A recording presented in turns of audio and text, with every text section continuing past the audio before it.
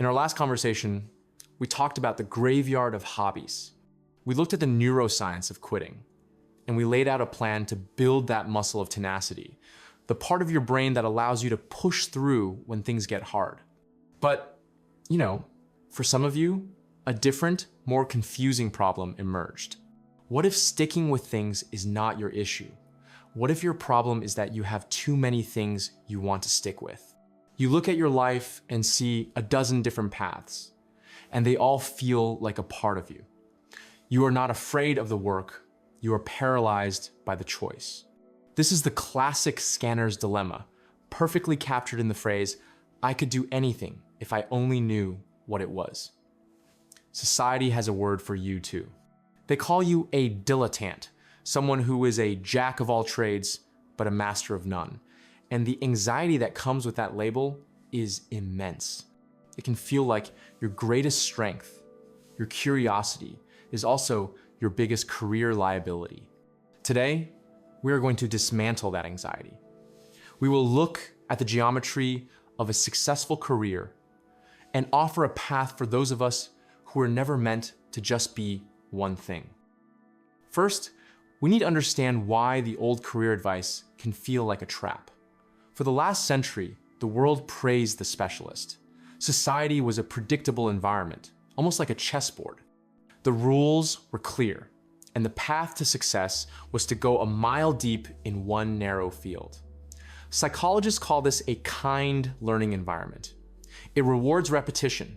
This is the world of the I-shaped person, the expert with a single deep pillar of knowledge. But that is not the world we live in anymore, is it? The world today is a wicked learning environment. The rules are constantly changing, feedback is delayed, and the patterns are not obvious. Think about the difference between a golfer and a firefighter. A golfer operates in a kind environment. The rules never change, and the feedback is immediate. A firefighter works in a wicked one. Every situation is new. The rules are unknown, and their specialized knowledge might not apply. In a wicked world, the hyper-specialist can have blind spots. Now, to be clear, we absolutely need specialists. Their deep knowledge is incredibly valuable. The problem is not that the specialist path is wrong. The problem is when it is treated as the only path. When that single standard is used to measure everyone, it leaves people like you feeling like a failure when your brain is simply built for a different kind of world. To build a career that fits your brain, you have to stop thinking in terms of job titles and start thinking in terms of shapes. The I-shaped person is the specialist. The opposite is the dash-shaped person, a mile wide and an inch deep. This is the trap many of us fall into, knowing a little about everything, but having no real foundation. This lack of depth creates a ton of anxiety because you feel like you have no ground to stand on. But there are other shapes. The most powerful one for a person like you is the M-shaped professional, or the polymath. Think of it like this. Maybe your one leg is data science. You go deep there. That pays the bills. But your second leg is storytelling. You go deep there too. And your horizontal bar is your interest in psychology, history, and design. Suddenly, you are not just a distracted data scientist. You become the person who can weave complex data into a compelling narrative that a CEO can actually understand. That combination is rare. That combination is valuable. The tool that allows a polymath to do this is called far transfer. A specialist uses near transfer, applying a skill to a very similar problem. But a polymath uses far transfer. They see the underlying structure in one field and apply it to a completely different one. A person who understands the branching structure of a tree's root system might suddenly see a better way to organize a company's database. A musician who understands harmony and counterpoint might look at a piece of software code and see a more elegant way to structure it. That is far transfer. It is the ability to see the music, not just the notes. And all those seemingly random interests you have collected over the years, they form the very library of metaphors you will pull from to create these kinds of breakthrough insights.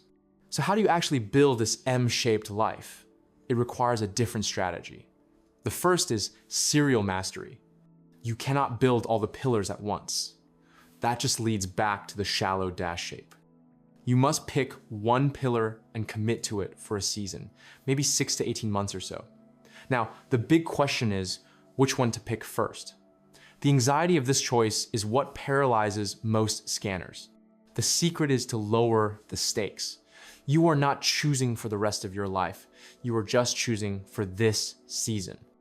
A good first pillar is often the one that creates the most stability, the one that can become that good enough job we will talk about. Or it could be the one that simply has the most energy and excitement around it right now. Pick one and give yourself permission to pour your focus there. You build one leg until it is strong, until you feel you have mastered the core 80% of it. This doesn't mean you need to be a world-class expert.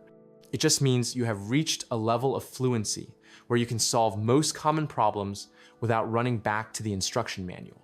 When your curiosity in that area feels satisfied for now, you make a conscious choice. This is not quitting like a dabbler, running from the pain. This is strategic quitting. It is a graduation. You are deliberately choosing to begin building your next pillar. This requires a second strategy. If your mind is naturally drawn to exploration, it can be a powerful choice to have a day job that provides stability without draining all of your cognitive energy. Many of the great polymaths, like Einstein, did this. He worked as a patent clerk. It was the stable ground that allowed his mind to wander the universe. You may need to reframe your day job. It's not just about the paycheck. It's a strategic asset. A low-drain job leaves you with a surplus of your most valuable resource, your mental energy, which you can then invest in building your other pillars. A high-passion, high-stress job might sound exciting, but if it consumes 110% of you, it leaves no room for the exploration your brain craves. The final piece is a system, because let's be honest, a scanner's brain generates more ideas than it can possibly hold on to. Your mind is a high-output idea factory, but your working memory is like a small workbench. If you don't move finished ideas off the bench, there is no room to build new ones. Trying to keep it all in your head is a recipe for overwhelm. This is why you need an external place to capture your fleeting obsessions. The great sociologist Niklas Luhmann published over 70 books, and his secret was a system called a Zettelkasten. He didn't try to write a whole book at once. He just wrote down one idea on a small index card. Then he linked it to another related card. Over decades, these connections grew into a massive web of knowledge that practically wrote the books for him. When you get fascinated with medieval architecture for a week, take notes. Put them in a simple system like Notion or Obsidian. Then, when the obsession fades, you can let it go without feeling guilty. 3 years from now, when you are working on a web design project, you might stumble upon those old notes and realize the structure of a cathedral is exactly like the structure of this website. That is the moment of magic, but it only happens if you capture the dots so you can connect them later. So, let's put this all together. You are not a dabbler who lacks grit. You are a scanner, a potential polymath. Your brain is not designed for the stable world of the specialist. It is designed to be a bridge between different worlds of knowledge. This path won't always feel easy, and mastery takes time. But just having a map for your mind brings a sense of calm. The self-blame begins to fade, replaced by a quiet confidence. Pick your first pillar. Build it with focus. Use your job as a stable platform, not a cage. And build an external system to hold your endless sparks of curiosity. You were never meant to master just one thing.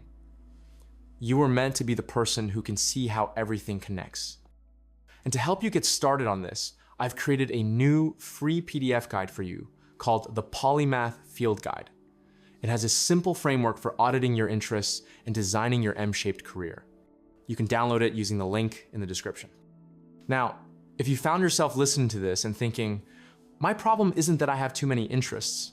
My problem is that I quit the moment things get difficult. That is perfectly okay. That just means you are at a different part of the journey. I would recommend you start by watching our previous video.